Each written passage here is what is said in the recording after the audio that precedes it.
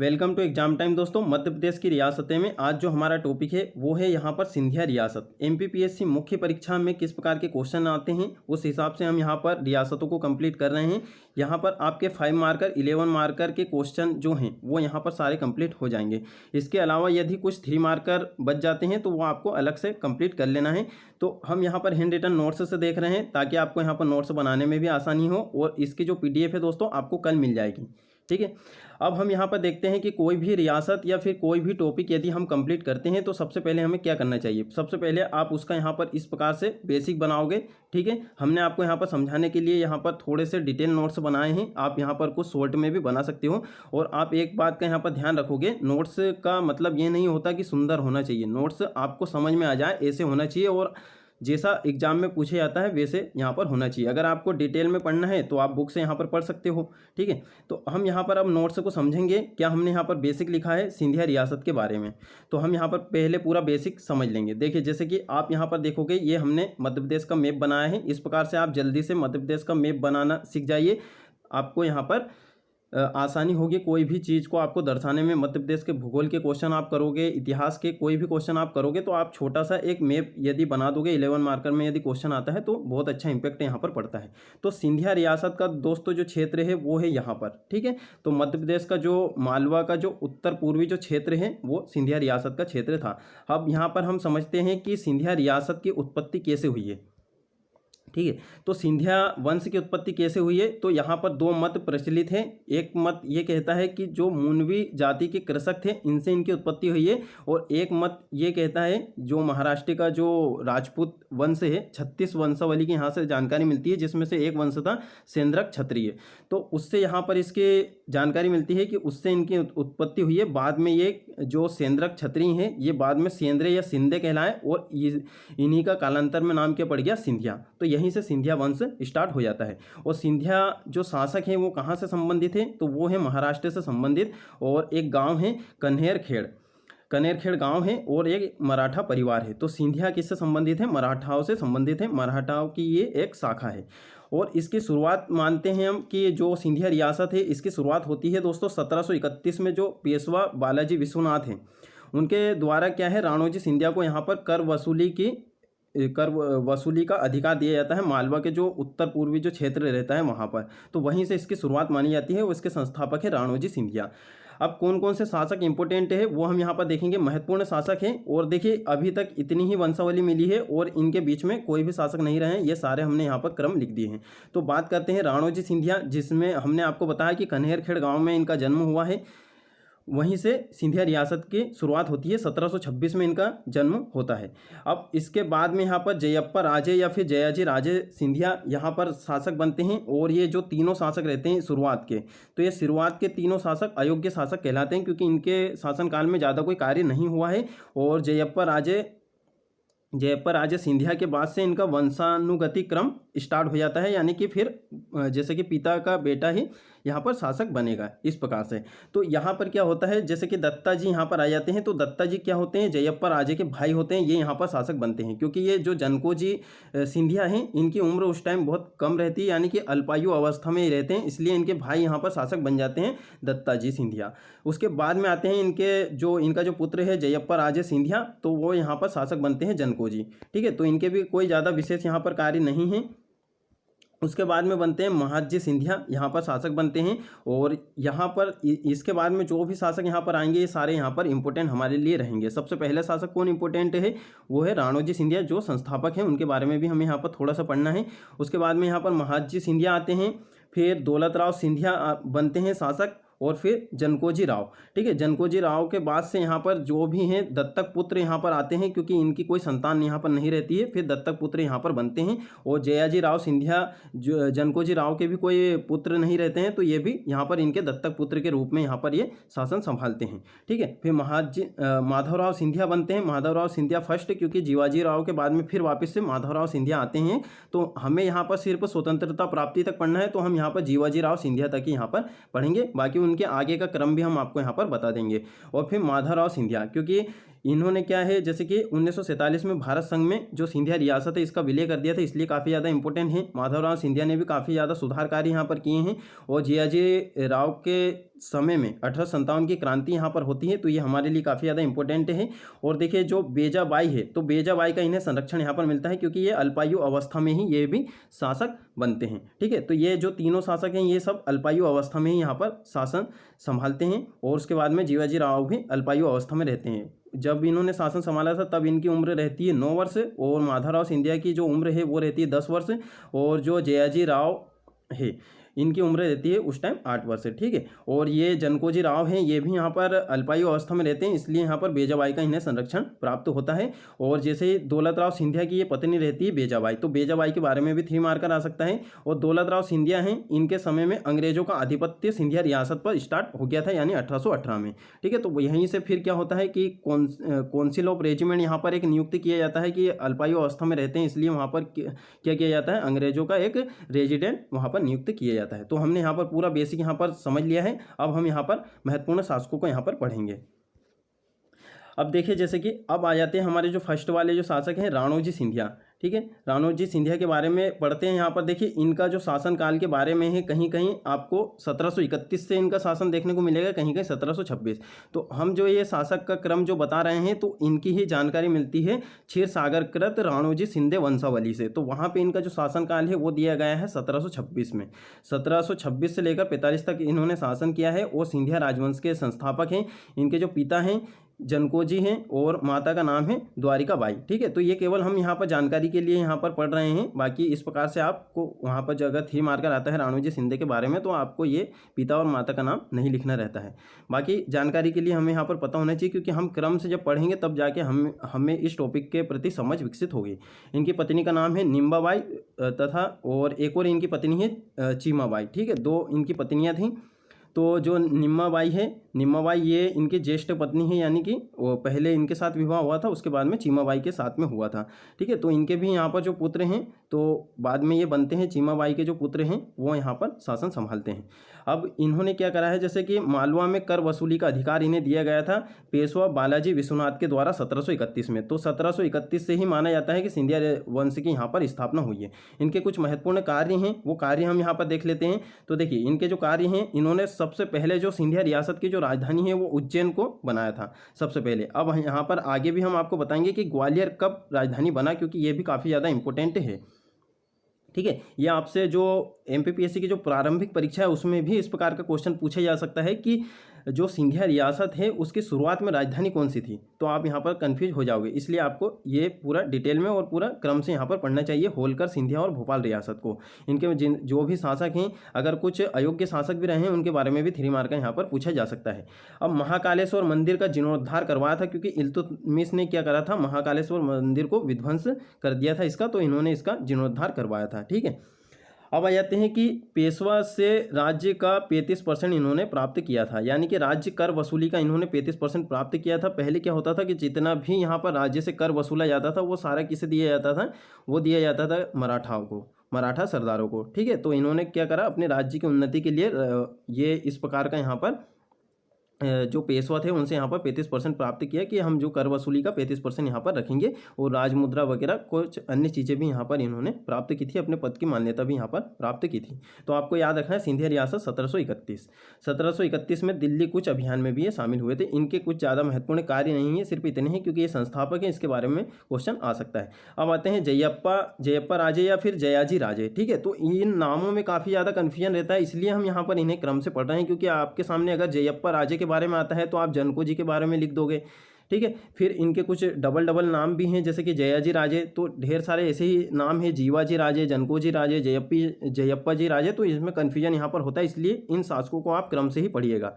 ठीक है दोस्तों, तो अब यहाँ पर हम देखते हैं, देखिए इनके कुछ ज़्यादा कार्य नहीं है, वो ये अयोग्य शासक रहे हैं, तो वंशानुगत नियुक्तियों की परंपरा यहाँ से प्रारंभ हुई थी। बाकी में हम आगे देखते हैं कि इन्होंने कुछ दत्तक पुत्र को यहाँ पर गोद लिया है, उन्हें यहाँ पर शासक बनाया है। तो इसी का फायदा फिर आगे जाके क्या है, अंग्रेज यहाँ पर उठाते हैं। और देखिए इनके जो यहाँ पर आप सिंधिया रियासत में देखोगे, जैसे कि हम यहाँ पर जब होलकर रियासत पढ़ रहे थे तब हमने आपको बताया था कि सिंधिया रियासत में जो जितने भी शासक हैं, अधिकतर शासक यहाँ पर अल्पायु अवस्था में ही यहाँ पर बने हैं। ठीक है, ये आपको यहाँ पर ध्यान रखना है। उसके बाद में राजस्व सुधार, यानी 65.5 लाख आय, यानी इनके समय में 65.5 लाख आय यहाँ पर राज्य की पहुँच गई थी। इतना सा सिर्फ आपको यहाँ पर ध्यान रखना है। और भी आपको इनके बारे में कुछ जानकारी मिलती है तो वो भी आप लिख सकते हो, ठीक है। बाकी 10 शब्दों में आप इतना भी लिखोगे, और वैसे तो इनके बारे में 3 मार्क का नहीं आएगा, और अगर आ भी जाता है तो आप इतना यहाँ पर लिख सकते हो, या फिर एक एक्स्ट्रा पॉइंट भी आप यहाँ पर लिख सकते हो कि जो राणोजी सिंधिया हैं इनके ये पुत्र थे और ये बाद में शासक बने, है ना। और इनका शासनकाल हमें याद नहीं करना है, क्योंकि इतने सारे शासनकाल यहाँ पर याद नहीं रहते, कुछ महत्वपूर्ण शासक रहते हैं उनके यहाँ पर आपको शासनकाल याद करना पड़ता है।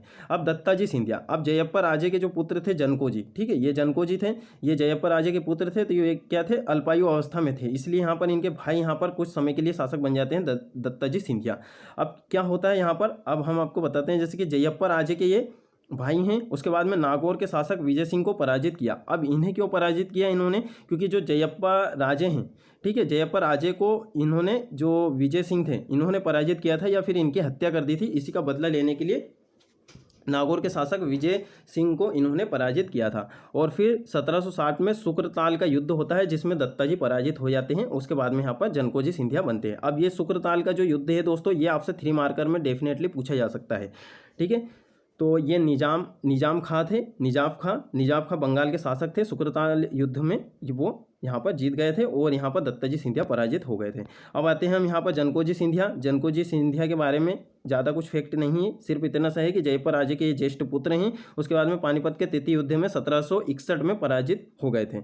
इतना सा आपको यहाँ पर ध्यान रखना है, क्योंकि इन्होंने भाग लिया था, वहाँ पर ये पराजित हो गए थे। अब उसी के बाद में देखिए 1761 में पानीपत का तृतीय युद्ध होता है। उसके बाद में महादजी सिंधिया यहाँ पर शासक नियुक्त होते हैं, ठीक है।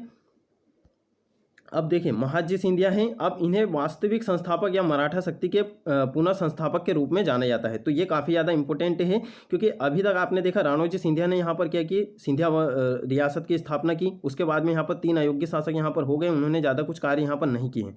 अब महादजी सिंधिया जैसे ही आते हैं तो अब देखिए पानीपत का तृतीय युद्ध भी यहाँ पर समाप्त हो जाता है। उसके बाद में यहाँ पर इन्हें कुछ समय मिल जाता है अपने राज्य का विस्तार करने के लिए, और ये इनकी जो सोच थी ये विस्तारवादी नीति थी। यानी इन्होंने कई जो सिंधिया रियासत है इसको बहुत ही बुलंदी पर पहुंचा दिया था, और काफ़ी ज़्यादा यहाँ पर इन्होंने कार्य किए थे, और कई युद्ध भी यहाँ पर जीते थे। तो 1765 में गोहद राणा लोकेंद्र सिंह से ग्वालियर किला यहाँ पर इन्होंने जीत लिया था, ठीक है, ग्वालियर किला जीत लिया था। उसके बाद में यहाँ पर अंग्रेज राजपूत शासकों को भी इन्होंने पराजित किया था, ठीक है। तो ये काफ़ी ज़्यादा इंपॉर्टेंट शासक हैं। अब महादजी सिंधिया के बारे में और हम यहाँ पर पढ़ते हैं कि इनकी कुछ उपलब्धियाँ हैं, तो उनकी उपलब्धियों को हम यहाँ पर देखेंगे। इस प्रकार से आप लिख सकते हो, देखिए 3 प्रकार से इनकी उपलब्धियाँ आप बता सकते हो। एक पॉइंट आप ये भी जोड़ सकते हो, इनका राज्य का विस्तार।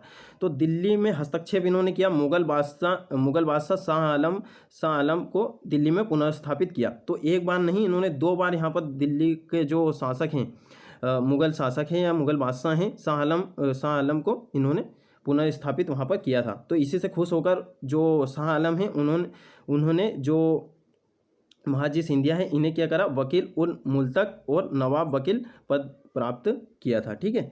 इसकी यहाँ पर उपाधि इन्होंने दी थी। उसके बाद में बात करते हैं कि अंग्रेजों से किस प्रकार के संबंध हैं। तो प्रथम आंग्ल मराठा युद्ध 1775 से 85 तक चला था। उसका परिणाम ये हुआ कि मराठों की हार हो गई।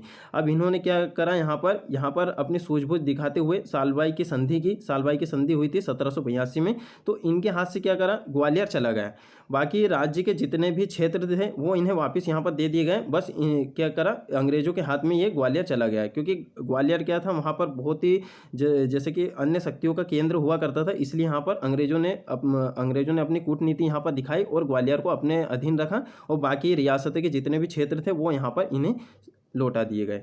उसके बाद में यहाँ पर अंग्रेजों द्वारा महाराज की उपाधि इन्हें दी गई, ठीक है। ये भी आपको यहाँ पर ध्यान रखना है। फिर इन्होंने क्या करा, उसी के 2 साल बाद या फिर 1 साल बाद, देखिए जैसे कि 1782 में सालबाई की संधि हुई और 1783 में वापस से इन्होंने ग्वालियर पर अधिकार कर लिया। ये आपको यहाँ पर ध्यान रखना है। और एक कुशल सेना नायक भी हैं, क्योंकि देखिए यहाँ पर 1783 में ये पॉइंट भी आप यहाँ पर कुशल सेना नायक में लिख सकते हो कि 1783 में ग्वालियर पर अधिकार करा, सेना का आधुनिकीकरण किया, फ्रांसीसियों द्वारा सैन्य का प्रशिक्षण इन्होंने करवाया, ठीक है।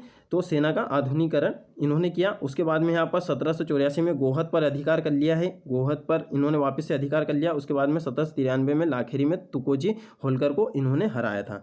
उसके बाद में इनका जो राज्य का विस्तार है दिल्ली तक यहाँ पर था, क्योंकि आपने देखा कि दिल्ली के जो मुगल बादशाह थे शाह आलम, उन्हें यहाँ पर पुनः स्थापित करवाया था उन्होंने दिल्ली की गद्दी पर।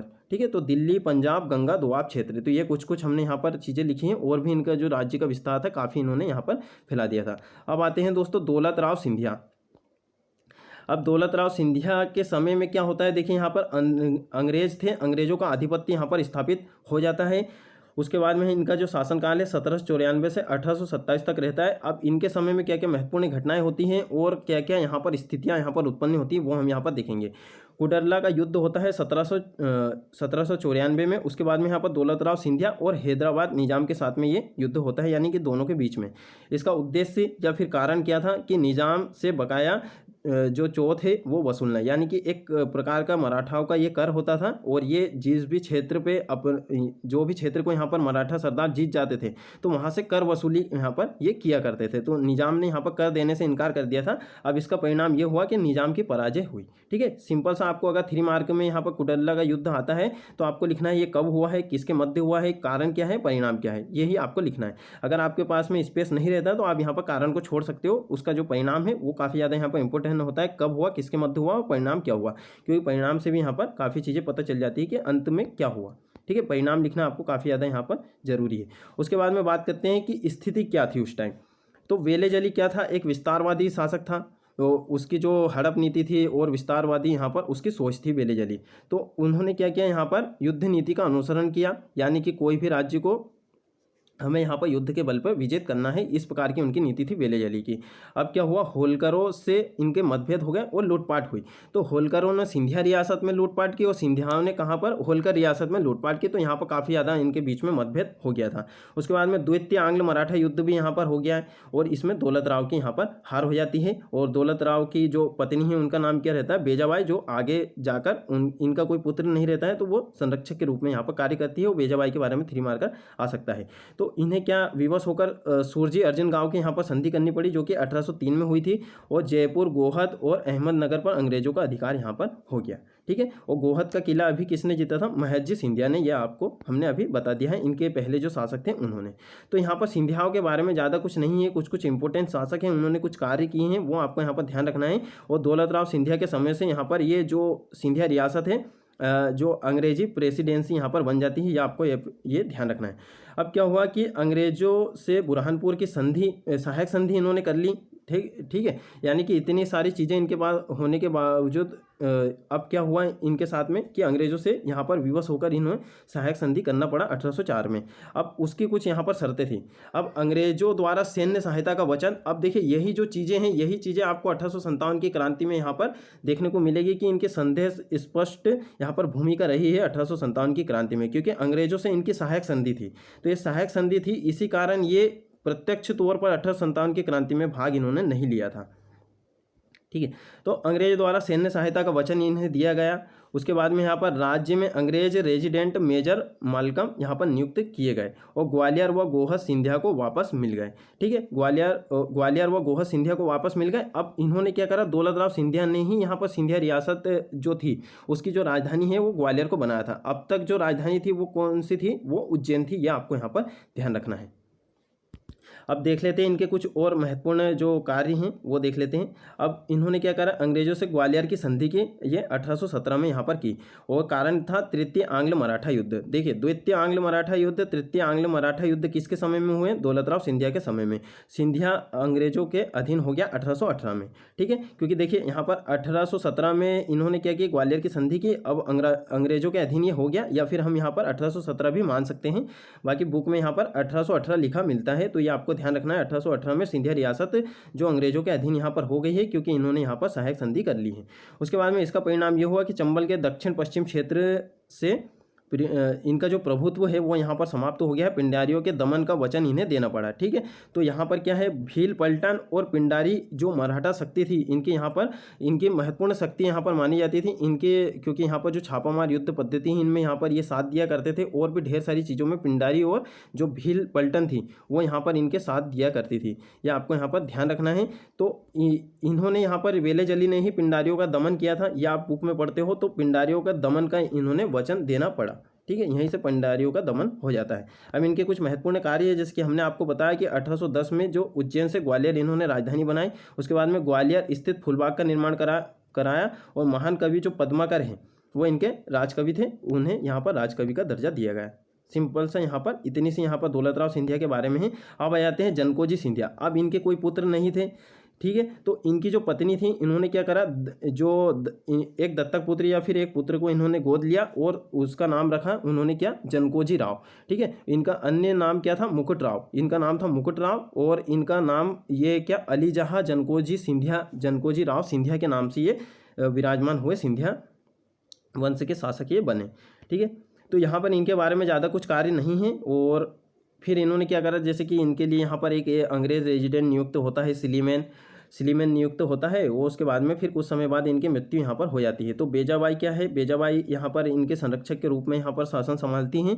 उसके बाद में इन्होंने भी कुछ महत्वपूर्ण कार्य किए हैं। बेजाबाई के बारे में यदि थ्री मार्कर आता है तो ये आप लिख सकते हो कि अनेक कुओं तालाबों का निर्माण इन्होंने कराया, प्रमुख है बेजाताल ग्वालियर में है। उसके बाद में जनकोजी राव के संरक्षण के रूप में इन्होंने शासन किया, ठगी प्रथा समाप्त की, मुक्ता पद्धति पर अंकुश लगाया इन्होंने और इन्हें विलियम बेंटिंग द्वारा उज्जैन स्थानांतरित कर दिया। लास्ट में क्या करा, इनका यहाँ पर देखा कि ये जो शासन की जो राजकाज है इसमें यहाँ पर काफ़ी ज़्यादा यहाँ पर हस्तक्षेप है इनका, तो इन्हें विलियम बेंटिंग ने क्या करा, इन्हें उज्जैन स्थानांतरित कर दिया, ठीक है। वो कुछ ही समय बाद जनकोजी राव की भी यहाँ पर मृत्यु हो जाती है।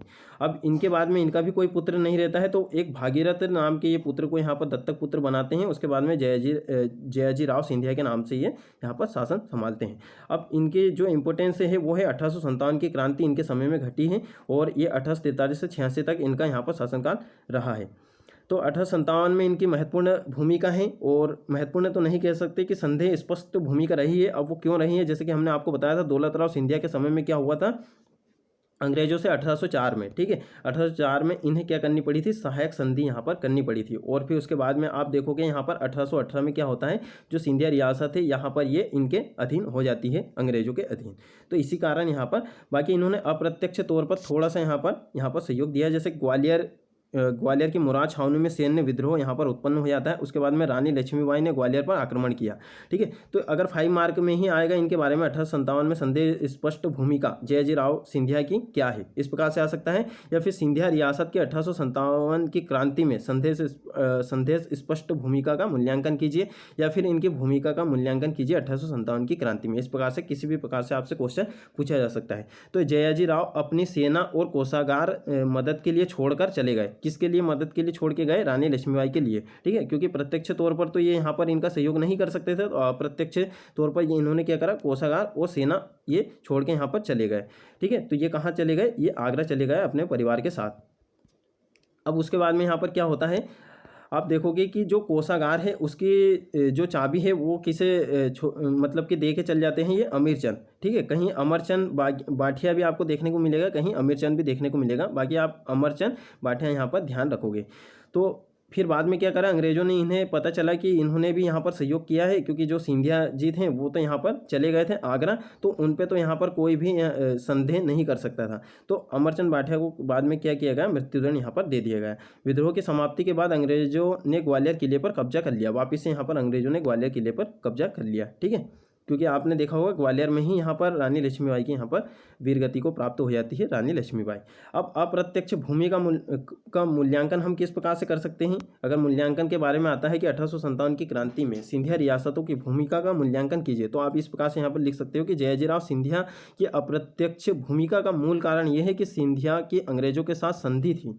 जैसे ग्वालियर पर काउंसिल ऑफ रेजिडेंट द्वारा अंग्रेजों का शासन था, तो अंग्रेजों का यहाँ पर अप्रत्यक्ष यहाँ पर शासन था, इसलिए यहाँ पर ये खुलकर सामने नहीं आ सकते थे। अगर ये सामने आते तो इनके साथ में क्या होता, इनका जो राज्य है वो विलय कर लिया जाता, मतलब अंग्रेजों के अधीन तो ये थे ही, तो इनका राज्य का विलय यहाँ पर हो जाता। इस कारण इस डर से ये इन्होंने प्रत्यक्ष तौर पर यहाँ पर सहयोग नहीं किया। इसी प्रकार होलकर रियासत में भी आप देखोगे, और यहाँ पर भोपाल रियासत ने तो खुलकर बिल्कुल अंग्रेजों का यहाँ पर साथ दिया था, ठीक है। तो नेक्स्ट वीडियो हम यहाँ पर भोपाल रियासत के बारे में बताएंगे। अब इनका क्या योगदान है, क्या क्या इन्होंने कार्य किए, जैसे कि आप शास्त्रीय संगीत में ग्वालियर घराना को इन्होंने विकसित किया है, तो ग्वालियर घराना आप देखते हो संगीत के लिए काफ़ी ज़्यादा यहाँ पर मशहूर है, तो ये इन्हीं के समय में यहाँ पर हुआ था। उसके बाद में जय विलास महल, जल विहार, मोती महल का निर्माण इन्होंने कराया, जिसके वास्तुकार कौन है? देखिए जय विलास महल को आपको यहाँ पर 3 मार्क में बिल्कुल तैयार करना है, इनके बारे में पूछा जा सकता है, क्योंकि अभी भी जो सिंधिया रियासत के जो वंशज हैं, जो आप देखोगे ज्योतिरादित्य सिंधिया, अभी ये जय विलास महल में ही यहाँ पर निवासरत है, यानी यहीं पे ये रहते हैं। तो उनके वास्तुकार का नाम भी आपको ध्यान रखना है, या पर प्रारंभिक परीक्षा में भी आपसे पूछा जा सकता है, माइकल फिरोज। उसके बाद में यहाँ पर कमला राजा भवन, राजमहल, तालाब इन्होंने बनवाया, भूमि बंदोबस्त व्यवस्था को इन्होंने लागू किया, विक्टोरिया महाविद्यालय उज्जैन का भी इन्होंने निर्माण कराया। ठीक है, क्योंकि ये सिंधिया रियासत का जो क्षेत्र का विस्तार है यहाँ पर उज्जैन तक हुआ करता था, ये आपको ध्यान रखना है। अब आते हैं और भी इंपॉर्टेंट शासक जो कि है माधवराव सिंधिया प्रथम के बारे में पढ़ना है। अब देखिए यहाँ पर माधवराव सिंधिया प्रथम इसलिए हैं क्योंकि जो सबसे लास्ट में जो ज्योतिरादित्य सिंधिया के जो पिताजी थे, तो उनका भी नाम माधवराव सिंधिया है, इसलिए यहाँ पर ये माधवराव सिंधिया प्रथम है। ठीक है, तो वहाँ तक हमें नहीं पढ़ना है, हमें सिर्फ यहाँ पर पढ़ना है स्वतंत्रता प्राप्ति तक। तो ये 1886 से 1925 तक ये रहे हैं। इनके पिता का नाम था जयाजीराव, माताजी का नाम था जीजाबाई। जीजाबाई था। पिता की मृत्यु के समय इनकी जो उम्र थी वो कितनी थी? यहाँ पर 10 वर्ष थी। इनका अन्य नाम है माधव महाराज। तो जो भी यहाँ पर सिंधिया रियासत की जो भी प्रजा थी या जनता थी, वो इन्हें माधव महाराज के नाम से यहाँ पर जानती थी।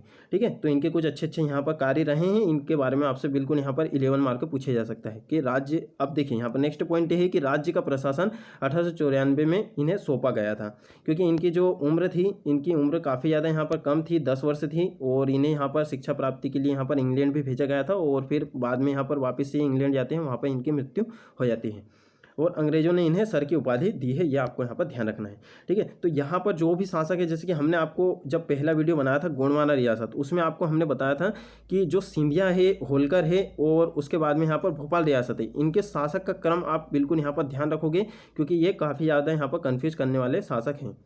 कौन से शासक ने क्या कार्य किए हैं, और सिंधिया रियासत के जो भी शासक हैं, या आपको डेफिनेटली अच्छे तरीके से यहाँ पर ध्यान रखना है, क्योंकि इनमें क्या है कि कुछ कुछ नाम यहाँ पर सेम मिलते हैं। तो जयाजीराव, जनकोजीराव, जैसे हमने आपको बताया, जीवाजीराव हो गए हैं, तो इस प्रकार से आप थोड़े यहाँ पर कन्फ्यूज हो सकते हो, तो आपको इसीलिए हमने यहाँ पर क्रम से पढ़ा है। अब देखिए यहाँ पर आप देखोगे प्रमुख कार्य, तो राज्य अभिषेक से लेकर अंतिम समय तक ग्वालियर राज्य को प्रथम श्रेणी राज्य बनाने का इन्होंने प्रयास किया है, ये आपको यहाँ पर ध्यान रखना है। ये लाइन आप यहाँ पर इंट्रो में लिख सकते हो, जब भी आप माधवराव सिंधिया के बारे में आप लिखोगे, तो इंट्रो में आप ये लाइन यहाँ पर लिख सकते हो, अगर इनके कुछ प्रमुख कार्य पूछे जाते हैं तब। अब देखिए यहाँ पर इनके कुछ महत्वपूर्ण कार्य हैं, तो यहाँ पर वीडियो ज़्यादा लंबा ना हो, इसलिए हम यहाँ पर थोड़ा जल्दी यहाँ पर देख लेंगे। देखिए, कुशल प्रशासक गवर्नमेंट ऑफ ग्वालियर 9 सदस्यीय कमेटी की इन्होंने स्थापना की। उसके बाद में पहली नगर पालिका 1887 और 1912 में इन्होंने पंचायत का यहाँ पर गठन किया है। ठीक है, इसी को हम यहाँ पर जब स्थापत्य कला या प्रशासनिक व्यवस्था जब पढ़ेंगे इनके रियासत की, ठीक है, तो अभी इसी वीडियो के अंतर्गत हम कंप्लीट करेंगे, तो उसमें आपको यहाँ पर यही चीज़ें यहाँ पर लिखनी रहेगी कि इनका नगर का प्रशासन कैसा था, उसके बाद में ग्रामीण प्रशासन कैसा था, ये आपको यहाँ पर पढ़ना पड़ेगा। उसके बाद में यहाँ पर पुरातत्व विभाग की स्थापना। देखिए, ये जो नगर पालिका है ये सिंधिया रियासत की है। ठीक है, सिंधिया रियासत में नगर पालिका और नगर पंचायत का यहाँ पर सन दिया गया है। ठीक है, ना कि मध्य प्रदेश की प्रथम नगर पालिका के बारे में है ये। उसके बाद में यहाँ पर पुरातत्व विभाग की इन्होंने स्थापना की, गुजरी महल संग्रहालय जहाँ पर अभी ये स्थित है। उसके बाद में शिवपुरी को ग्रीष्मकालीन इन्होंने राजधानी बनाया, और GIL रेलवे का गठन किया। और देखिए यहाँ पर गठन, अब इन्होंने क्या किया, यहाँ पर जो अपनी प्रशासन की व्यवस्था है उसे सुचारू रूप से चलाने के लिए, फिर उसे सुदृढ़ करने के लिए मजलिस-ए-आम और मजलिस-ए-कानून का इन्होंने निर्माण किया, जिसे आगे जाकर जीवाजीराव सिंधिया है इसे समाप्त कर देते हैं। ठीक है, उसके बाद में ये वो क्या करते हैं, यहाँ पर पंचायतों की यहाँ पर स्थापना करते हैं, और भी महत्वपूर्ण चीज़ें हैं। विधानमंडल, 2 सदनी विधानमंडल की स्थापना करते हैं जीवाजीराव सिंधिया लास्ट में, यह आपको यहाँ पर ध्यान रखना है। तो इन्होंने क्या करा है, मजलिस-ए-आम या फिर मजलिस-ए-कानून। तो ये आपसे बिल्कुल प्रारंभिक परीक्षा में इस प्रकार से पूछा जा सकता है कि सिंधिया रियासत के किस शासक ने मजलिस-ए-कानून नामक संस्था का गठन किया था। इस प्रकार से हो सकता है कि राज्य के प्रशासनिक व्यवस्था में सुधार के लिए।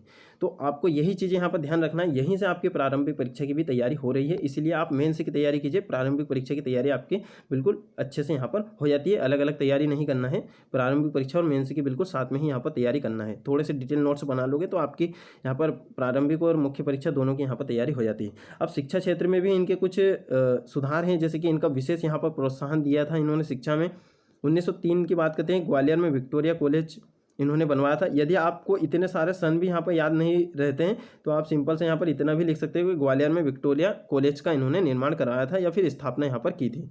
उसके बाद में सरदार कॉलेज की स्थापना की थी 1897 में, और इनका जो उद्देश्य था वो योग्य प्रशासकों की प्राप्ति था। जैसे कि हमने आपको बताया कि इन्होंने क्या करा, प्रशासन में ढेर सारा इनका योगदान है, शिक्षा के क्षेत्र में योगदान है, तो इन्होंने क्या करा, सरदार कॉलेज की यहाँ पर स्थापना की थी। अगर आपको सन याद नहीं रहते हैं, बाकी अगर आपको सन याद रहते हैं और इस प्रकार से आप लिखते हो तो काफ़ी ज़्यादा यहाँ पर अच्छे नंबर आप गेन करोगे।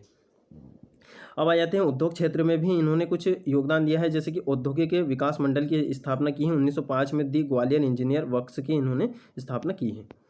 और राजस्व प्रशासन देख लेते हैं। इनका राजस्व प्रशासन ऐसा था, देखिए आर्थिक प्रशासन को 4 भागों में बांटा जा सकता है। इनका जो प्रशासन था वो ग्राम स्तर से था, ठीक है, तो ग्राम स्तर से था यानी कि निचले तबदे से उठकर ऊपरी तबदे तक, इस प्रकार से इनका यहाँ पर शासन था। जैसे ग्राम से लेकर ये एक परगना था, परगना हमने आपको बताया था, होलकर में भी हमने परगना पढ़ा था। परगना का मतलब होता है महल, ठीक है, तो इनका जो महल का प्रशासन था वो, तो ग्राम, फिर महल, फिर जिला, फिर प्रांत, इस प्रकार से इनका प्रशासन था, ये आपको ध्यान रखना है। उसके बाद में यहाँ पर अन्य कुछ इनके सुधार है। जैसे कि इन्होंने प्रथम सिंचाई विभाग की स्थापना की, हरसी, तिघरा और ककेटो बांध का इन्होंने निर्माण कराया। फुलबाग मंदिर में मस्जिद गुरुद्वारा चर्च निर्माण कराया। अब देखिए इन्हीं से जो इनका है, जैसे कि आप सिंधिया रियासत का देखोगे यहाँ पर, तो इन्हीं से इनका यहाँ पर ये पता चलता है कि धर्मपरायण व्यक्ति थे, यानी कि हर एक धर्म को यहाँ पर बराबर का यहाँ पर दर्जा दिया जाता था, ठीक है। तो मंदिर मस्जिद निर्माण की भी इन्होंने यहाँ पर इजाज़त दे के रखी थी। गुरुद्वारा चर्च का भी आप यहाँ पर निर्माण कर सकते हो। उसके बाद में जीवाजी राव सिंधिया आ जाते हैं। अब देखिए ये हमारे जो हैं लास्ट शासक हैं। अब ये 9 वर्ष की अवस्था में यहाँ पर शासक बनते हैं। उसके बाद में आप देखोगे इनका जो शासनकाल है 1925 से 1961 तक रहा है। अब 1936 में प्रशासन का अधिकार तथा महाराज की इन्होंने उपाधि धारण की। इनके वयस्क होने तक काउंसिल और प्रेसिडेंट द्वारा प्रशासन का संचालन यहाँ पर हुआ, क्योंकि इनकी अवस्था कितनी थी, 9 वर्ष की थी। अब यहाँ पर हम देखेंगे, अब देखिए जीवाजी राव सिंधिया हैं, अब ये काफ़ी ज़्यादा इंपॉर्टेंट है। अब हम यहाँ पर इनके बारे में और कुछ यहाँ पर देखते हैं कि इनकी वंशावली का जो क्रम है अभी तक कैसा है वर्तमान तक, ठीक है। इतना तो आपको ज्योतिरादित्य सिंधिया के बारे में यहाँ पर नहीं पूछा जाएगा, बाकी आपको यहाँ पर बता देते हैं कि देखिए लेखा दिव्येश्वरी नाम की एक कन्या के साथ इनका विवाह होता है, और जो लेखा दिव्येश्वरी है इनका जन्म होता है सागर मध्य प्रदेश में। इनके पिता का नाम रहता है महेंद्र सिंह जादौन, और ये पहली गैर मराठा वधू बनी है। अभी तक जितनी भी आप देखोगे यहाँ दौलत राव सिंधिया, माधवराव सिंधिया जितने भी यहाँ पर हुए हैं, तो सभी ने किससे विवाह किया है, मराठा वधू से, यानी कि मराठा कन्या से ही विवाह किया है। और ये पहली ऐसी है लेखा दिव्येश्वरी यानी कि कन्या जो गैर मराठा थी, ठीक है, गैर मराठा से इन्होंने विवाह किया था, किसने, जीवाजी राव सिंधिया ने। अब कालांतर में इन्हीं का नाम विजय राजे सिंधिया पड़ता है आगे जाकर। और देखिए जैसे कि हमें स्वतंत्रता प्राप्ति तक पढ़ना है, और जबकि इनका शासनकाल आप देखोगे तो लगभग यहाँ पर 1985 तक इनका शासनकाल यहाँ पर रहा है। तो इनके बारे में हमें यहाँ पर इतना ज़्यादा नहीं पढ़ना है, बाकी हमें यहाँ पर पता होना चाहिए। तो ये बीजेपी की संस्थापक सदस्य के तौर पर यहाँ पर रही हैं। बीजेपी की जब स्थापना हुई थी 1980 के लगभग यहाँ पर, ठीक है, 1970 या 80 के लगभग यहाँ पर बीजेपी की संस्थापक ये रही हैं। उनके बाद में इनके जो पुत्र रहता है माधवराव सिंधिया, ठीक है, ये माधवराव सिंधिया ये सेकंड है। अब इन्होंने क्या करा था, कांग्रेस ज्वाइन यहाँ पर कर ली थी, और कांग्रेस के यहाँ पर नेता रहते हुए इन्होंने काफ़ी ज़्यादा यहाँ पर चुनाव जीते हैं। उसके बाद में यहाँ पर जो इनके पुत्र हैं ये भी जैसे यहाँ पर इनके जो पिताजी थे, इनके पिताजी कांग्रेस के यहाँ पर नेता थे, तो ये भी यहाँ पर कांग्रेस के यहाँ पर नेता बन जाते हैं, और वर्तमान में ये बीजेपी पार्टी से संबंधित है। इनका निवास है जैसे कि हमने आपको बताया जय विलास महल है, जिसके बारे में 3 मार्कर आपसे पूछा जा सकता है। और इनकी पत्नी का नाम है प्रियदर्शनी राजे, ठीक है। देखिए हमें यहाँ पर इनका जो क्रम है वो यहीं तक पढ़ना था। अब आ जाते हैं हम यहाँ पर जीवाजी राव सिंधिया हैं, इनके बारे में कुछ इनके प्रशासनिक कार्य हैं वो यहाँ पर देख लेते हैं। तो मजलिस ए कानून और मजलिस ए आम को बदला। देखिए जैसे कि हमने आपको बताया था, मजलिस ए कानून और मजलिस ए आम को इन्होंने बदल कर क्या करा था, यहाँ पर द्विविधानमंडल इन्होंने बनाया था, ठीक है, द्विविधानमंडल बनाया था। और जो तख्तमल जैन है को स्थानीय विभाग का प्रभारी इन्होंने बनाया था। पंचवर्षीय प्रगति योजनाओं का इन्होंने सूत्रपात किया था। ये भी आपको यहाँ पर ध्यान रखना है कि पंचवर्षीय प्रगति योजनाओं का सूत्रपात इन्होंने किया था। अपने जो सिंधिया रियासत है उसमें यहाँ पर इन्होंने पंचवर्षीय योजना का इन्होंने सूत्रपात किया था। फिर इसी से आगे जाकर प्रेरणा लेकर यहाँ पर फिर भारत सरकार भी यहाँ पर क्या करती है, पंचवर्षीय योजना यहाँ पर बनाती है, ठीक है। तो आप मान सकते हो कि सबसे पहले पंचवर्षीय प्रगति योजनाओं का सूत्रपात किसने किया था, जीवाजी राव सिंधिया ने किया था। कृषि हेतु सरकारी संस्थाएं इन्होंने खुलवाई थी। गजराजे मेडिकल कॉलेज की इन्होंने स्थापना की थी। ये आपको यहाँ पर ध्यान रखना है कि इन्होंने क्या बनवाया था। अब देखिए भारत संघ निर्माण में इनकी भूमिका बिल्कुल पूछी जा सकती है। तो देखिए ये प्रथम ऐसे शासक रहे थे कि जब भारत संघ का जब निर्माण हो रहा था या फिर रियासतों का जब विलीकरण हो रहा था, तो इन्होंने काफ़ी ज़्यादा यहाँ पर पैसे दिए थे। आप देखोगे यहाँ पर 54 करोड़ की यहाँ पर संपत्ति राष्ट्र के निर्माण में इन्होंने दान दे दी थी। ठीक है, तो ये जितनी भी रियासतें थीं, जैसे कि 500 के लगभग यहाँ पर रियासतें हुआ करती थी, या फिर 504 या फिर 530 इस प्रकार की यहाँ पर रियासतें, हम लगभग 500 रियासत मान के चलते हैं। उस टाइम भारत में 500 रियासतें थीं। और सरदार पटेल है, इन्होंने भी इनकी काफ़ी ज़्यादा यहाँ पर प्रशंसा की थी। ठीक है, ये शिवाजीराव सिंधिया की प्रशंसा यहाँ पर की थी। उसके बाद में आप देखोगे कि सबसे ज़्यादा रियासतों में 54 करोड़ रुपए की संपत्ति इन्होंने यहाँ पर दी थी, और बिल्कुल सहृदय और बिल्कुल हर्षोल्लास के साथ इन्होंने भारत निर्माण में यहाँ पर इनकी काफ़ी ज़्यादा यहाँ पर अच्छी छवि बनी हुई है। तो 1947 में ग्वालियर रियासत का विलय हुआ है ना, और फिर इन्होंने 1947 में या फिर 48 में क्या करा था, इन्होंने यहाँ पर हस्ताक्षर कर दिए थे भारत संघ में विलय के। उसके बाद में यहाँ पर 1948 में मध्य प्रांत का गठन हुआ था, जिसमें आप देखोगे यहाँ पर होलकर और सिंधिया यहाँ पर दोनों रियासत मध्य प्रांत के अंतर्गत आती है, जिसका जो राज्य प्रमुख है वो जीवाजी राव को बनाया गया था, जीवाजी राव सिंधिया को। और उप प्रमुख किसे बनाया गया था, यशवंत राव होलकर को, जो कि इंदौर के महाराज थे उस टाइम में।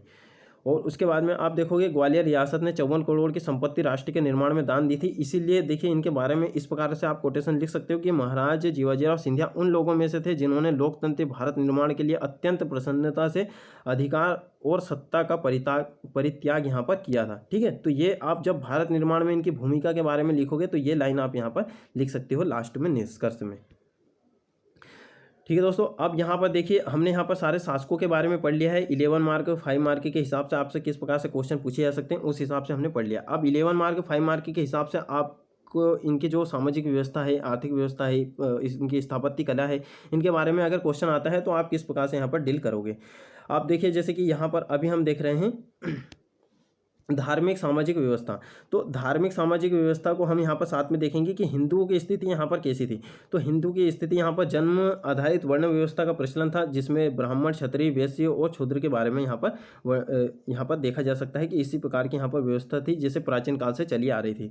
समाज प्रगतिशील था और परिवर्तनों हेतु तत्पर था। यहाँ का जो समाज था सिंधिया रियासत का, ये परिवर्तनों को अपनाता था। उसके बाद में यहाँ पर मुसलमानों की आप स्थिति देखोगे तो ये इनके भी यहाँ पर 4 वर्ग हुआ करते थे, सैयद, मुगल, शेख और पठान। तो यहाँ पर जो महिलाओं की स्थिति थी यहाँ पर अच्छी थी, और महिलाएं क्या थी, आत्मनिर्भर थी। जो मुस्लिम महिलाएं थी यहाँ पर आत्मनिर्भर थी, स्वेच्छा से अपना यहाँ पर कार्य यहाँ पर कर सकती थी।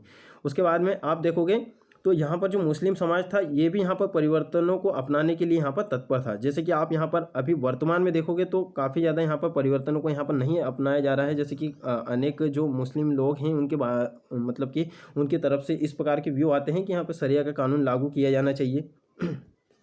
ठीक है, तो यहाँ पर अब देखिए जैसे कि हम पढ़ते हैं कि ईसाइयों की स्थिति क्या थी। तो ईसाई यहाँ पर बहुत ही कम संख्या में थे और आधुनिकता से परिपूर्ण थे। जैसे कि आप देखोगे यहाँ पर हमेशा यहाँ पर जो ईसाई लोग रहते हैं ये आधुनिकता को ज़्यादा यहाँ पर वर्चस्व देते हैं। और जनजातियों की स्थिति किस प्रकार से थी, यहाँ पर लगभग 8% जनजाति रहती थी और पुरुष प्रधानता इनमें पाई जाती थी। ठीक है, तो पुरुष प्रधानता पाई जाती थी जनजातियों में, ये आपको यहाँ पर ध्यान रखना है। और आपको पता है कि सिंधिया रियासत जैसे ग्वालियर जहाँ स्थित है वहाँ पर शहरिया जनजातियों का निवास है, ये भी आपको यहाँ पर ध्यान रखना है। तो ये भी आप यहाँ पर लिख सकते हो। अब देखिए भाषा व्यापक रूप से यहाँ पर हिंदी बोली जाती थी, और अन्य भाषाएं जैसे मराठी, राजस्थानी, उर्दू, तो इनका भी यहाँ पर कुछ कुछ क्षेत्रों में विकास था। अब देखोगे यहाँ पर आर्थिक में हमारा आ जाता है कृषि और उद्योग। सबसे महत्वपूर्ण है कृषि और उद्योग। तो कृषि के बारे में देखेंगे 75% लोग कृषि द्वारा जीविकोपार्जन करते थे। ठीक है, तो उनके जो जीविका का साधन था 75% जो वहाँ के व्यक्ति थे वो कृषि ही था। प्रमुख फसल गेहूँ, ज्वार, चावल थी। सिंचाई के उत्कृष्ट प्रणालियाँ यहाँ पर विद्यमान थी। जैसे कि देखोगे आप यहाँ पर हरसी और तिरघा बांध का यहाँ पर निर्माण किया गया था। उसके बाद में आप देखोगे कि ग्वालियर में एक जो पशुधन का भी यहाँ पर काफ़ी ज़्यादा विकास किया गया था। उसी के लिए यहाँ पर ग्वालियर में दुग्धशाला परिसमिति यहाँ पर स्थापित की गई थी। ठीक है, पशुपालन को बढ़ावा देने के लिए। उद्योग की बात करते हैं तो प्रमुख थे यहाँ पर कपड़ा और लकड़ी उद्योग यहाँ पर काफ़ी ज़्यादा प्रमुख था। उसके बाद में आप देखोगे यहाँ पर 62 कारखाने लकड़ी फर्नीचर के थे, और कपड़ों की यहाँ पर 3 मिल थे। तीनों मिल का आपको यहाँ पर नाम लिख देना है, जैसे कि जीवाजीराव कॉटन मिल लिमिटेड और मोतीलाल अग्रवाल मिल्स लिमिटेड, आदर्श क्लॉथ मिल। उसके बाद में औद्योगिक विकास मंडल की यहाँ पर स्थापना की गई थी 1917 में माधवराव सिंधिया के द्वारा। अब यहाँ पर हम लास्ट चीज़ों पे आ जाते हैं कि देखिए राजस्व व्यवस्था किस प्रकार की थी इनकी राजस्व व्यवस्था। तो प्रारंभ में इराजेदारी प्रथा यहाँ पर लागू थी माधवराव प्रथम के समय में, ठीक है। माधवराव प्रथम के समय में यहाँ पर इराजेदारी व्यवस्था यहाँ पर लागू थी। देखिए इराजेदारी क्या होती है, जिसकी यहाँ पर क्या होते हैं, कुछ जमींदारों को यहाँ पर अधिकार दे दिए जाते हैं कि इतना आपका क्षेत्र है और यहाँ पे आपको क्या करना है, किसानों से यहाँ पर जो कर है वहाँ पर वसूल करना है, ठीक है। तो इस प्रकार से यहाँ पर व्यवस्था रहती थी इराजेदारी। तो राजस्व व्यवस्था जागीर पर आधारित थी। उसके बाद में यहाँ पर किसान, देखिए किसान होता था, किसान अपना जो कर है वो जागीरदार को देता था और जो जागीरदार है वो यहाँ पर राज्य को देता था, ये आपको ध्यान रखना है। अब जो भूमि की पैमाई से यहाँ पर जमींदार करते थे और फडणवीस, ठीक है। उसके बाद में भूमि बंदोबस्त व्यवस्था यहाँ पर लागू थी। जयाजी राव जो थे उनके समय में यहाँ पर भूमि बंदोबस्त व्यवस्था लागू की गई थी, जो कि यहाँ पर आगे तक भी लागू रही। उसके बाद में यहाँ पर भारत संघ में विलय हो जाता है। उसके बाद में ये सारी चीज़ें वहाँ पर समाप्त हो जाती है। फिर भारत सरकार के अनुसार यहाँ पर कार्य किया जाता है। भूमि पर राज्य का हक हुआ करता था। देखिए भूमि बंदोबस्त का मतलब ये होता है कि भूमि पर राज्य का यहाँ पर हक हुआ करता था। उसके बाद में सबसे महत्वपूर्ण पद जो माना जाता था वो जमींदार का था। इनका जो कार्य होता था सिंचाई व्यवस्था यहाँ पर लागू करवाना, जो भी क्षेत्र इनके अंतर्गत आता है वहाँ पर सिंचाई व्यवस्था, बीज भंडार की वहाँ पर स्थिति का देखना और बीज भंडार के लिए वेयर हाउस का निर्माण करवाना और ग्रामीण बैंकों की यहाँ पर स्थापना करवाना, ठीक है, ताकि जो किसान लोग हैं वहाँ पर अपनी फसलों के लिए कर्जे यहाँ पर ले सके। तो ये सब जमींदारों के यहाँ पर कार्य हुआ करते थे। अब प्रशासन की व्यवस्था देखते हैं। तो प्रशासन में यहाँ पर आप दो ही चीज़ देखोगे, एक तो इनका है ग्रामीण प्रशासन, ठीक है, ग्रामीण प्रशासन और नगरीय प्रशासन। तो ग्रामीण प्रशासन में देखोगे आप सर्वप्रथम लश्कर नगर पालिका स्थापित की गई थी 1887 में, ये हमने यहाँ पर देखा था। उसके बाद में अध्यक्ष कौन थे, माधवराव सिंधिया, क्योंकि इन्होंने ही इसकी स्थापना की थी। और माधवराव सिंधिया के समय में ही यहाँ पर एक ग्रामीण प्रशासन की भी यहाँ पर व्यवस्था की गई थी, जिसमें पंचायत बोर्ड का गठन किया गया था। और 62 सदस्य यहाँ पर विशेषज्ञ यहाँ पर हुआ करते थे, ठीक है, विषय के विशेषज्ञ यहाँ पर हुआ करते थे 62 सदस्य। और यहाँ पर ग्रामीण प्रशासन देखोगे 1905 में देखिए यहाँ पर 1905 में उज्जैन, मंदसौर, भिंड आदि में नगर पालिका के साथ ग्रामीण अंचलों में पंचायत बोर्ड स्थापित किए गए थे। तो जितने भी यहाँ पर इनका जो क्षेत्र था सिंधिया रियासतों का, तो वहाँ पर जितने भी ये क्षेत्र थे जैसे कि उज्जैन, मंदसौर, भिंड, इनके अंतर्गत जो भी गाँव आते थे तो वहाँ पर पंचायत बोर्ड का यहाँ पर गठन किया गया था। और कितने 9358 ग्राम थे उस टाइम और 200 ग्राम पंचायतें थी, ये आपको ध्यान रखना है। स्थापत्य के क्षेत्र में क्या है, तो स्थापत्य के क्षेत्र में आप देखोगे यहाँ पर तीन ही चीज़ आपको देखने को मिलेगी। तो स्थापत्य के क्षेत्र में ठीक है, देखिए एक तो स्थापत्य देखेंगे, उसके बाद में यहाँ पर छतरियाँ देखेंगे और चित्रकला यहाँ पर देखेंगे, ठीक है। स्थापत्य एवं कला को हमने यहाँ पर साथ में लिया है। तो आप देखोगे जितने भी स्थापत्य हैं उनमें आपको अधिकतर यहाँ पर आंग्ल मराठा शैली यहाँ पर देखने को मिलेगी, यानी कुछ अंग्रेजों के द्वारा बनाए गए हैं, कुछ मराठाओं के द्वारा, कहीं कहीं आपको चीज़ें देखने को मिलेगी कि दोनों के द्वारा यहाँ पर विशेष योगदान दिया गया है। जिसमें आप महत्वपूर्ण देखोगे, कुछ उदाहरण स्वरूप हम देखते हैं जयविलास पैलेस, कमला राजा भवन और विक्टोरिया महाविद्यालय। आप देखोगे जो छतरिया निर्माण की जो कला है वो यहाँ पर होलकर वंश के जो शासक थे उन्होंने यहाँ पर स्टार्ट की थी छतरिया बनाना। तो यहाँ पर आपको कुछ मराठा, राजपूत और मुगल के यहाँ पर उदाहरण देखने को मिलेंगे। तो इनमें तीनों का यहाँ पर तीनों की शैली देखने को मिलेगी। छतरीबाग, ग्वालियर और शिवपुरी में आपको ये इस प्रकार की छतरियाँ देखने को मिलेगी। अब कौन कौन से शासक की कहाँ कहाँ छतरियाँ हैं ये आपको यहाँ पर याद करने की आवश्यकता नहीं है, बाकी आप इस प्रकार से भी याद करते हो तो काफ़ी ज़्यादा यहाँ पर इंपॉर्टेंट हो जाता है। और चित्रकला, आप चित्रकला में देखोगे राजपूत प्लस आंग्ल प्लस मराठा, ठीक है, अंग्रेज, राजपूत और मराठा शैली यहाँ पर देखने को मिलती है। इसकी प्रकृति हुआ करती थी शिकार और युद्ध, ठीक है। तो जय विलास पैलेस कभी आप देखोगे या फिर गूगल पे या इंटरनेट पे आप सर्च करोगे तो वहाँ पे आपको कुछ इस प्रकार के यहाँ पर युद्ध शैली यहाँ पर देखने को मिलेगी। इस प्रकार के वहाँ पर चित्र बने हुए हैं जैसे जय विलास पैलेस। और विशेषता ये रहती थी यूरोपीय प्रभाव इन पर काफ़ी ज़्यादा है, ठीक है। तो हमारी यहाँ पर सिंधिया रियासत कंप्लीट हो जाती है। हमने यहाँ पर सिंधिया रियासत को बिल्कुल अच्छे तरीके से करा है। अब इसी प्रकार से हम यहाँ पर भोपाल रियासत को भी पढ़ेंगे। और दोस्तों ये जो पीडीएफ है ये पीडीएफ आपको यहाँ पर कल अपलोड कर दी जाएगी, तो आप इस प्रकार से यहाँ पर याद कर सकते हो। तो इस प्रकार हमने यहाँ पर थोड़ा सा यहाँ पर जैसे कि इस प्रकार फेस टाइप से यहाँ पर करा है, तो इससे क्या है थोड़ा सामने रह के बोला जाता है तो काफ़ी ज़्यादा यहाँ पर समझ में भी आता है और अच्छा प्रभाव यहाँ पर पड़ता है, ठीक है दोस्तों। तो इस प्रकार से आप नोट्स बना सकते हो और आप हमारे फेसबुक, टेलीग्राम और व्हाट्सएप ग्रुप से जुड़ सकते हो। वीडियो के डिस्क्रिप्शन में लिंक है। अन्य नोट्स के लिए आप यहाँ पर इंस्टा मोजो की लिंक दी गई है वीडियो के डिस्क्रिप्शन में, वहाँ से आप डाउनलोड कर सकते हो और इस प्रकार हमारी ये क्लासेस आगे भी चलती रहेगी, ठीक है दोस्तों। मिलते हैं फिर नेक्स्ट वीडियो में।